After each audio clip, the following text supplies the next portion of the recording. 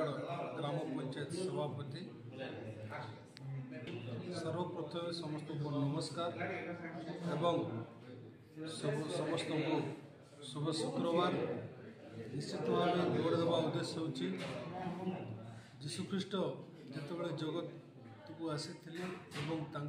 जगत को उद्धार करने मृत्यु को जय करने निजे से बलिदान होते क्रूसार्पित होते से मरी 3 दिन पर से जीवंत होते जेहेतु से जगत उद्धार करने से निजे आसी मरी से जगत रूप से मृत्युवरण करते आमर गोटे उद्देश्य शुभ शुक्रवार आमर जदि रक्त बिंदुरे आमर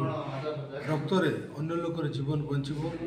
सेटा ही आमर समस्त ख्रीष्टीय युवबंधु मानकर उद्देश्य अन्य किसी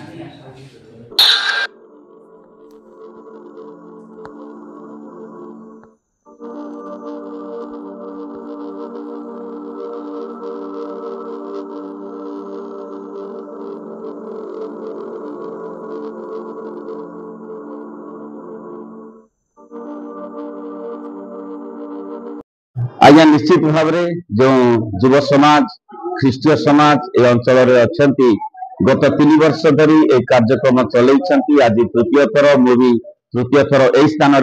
मो जीवन तो अनेक थर एवं निश्चय आशा भरोसा विश्वास अच्छे आमर जे ए कार्यक्रम आगामी दिन में नियमित भाव में चलो it will continue till the end of the earth. Thank you.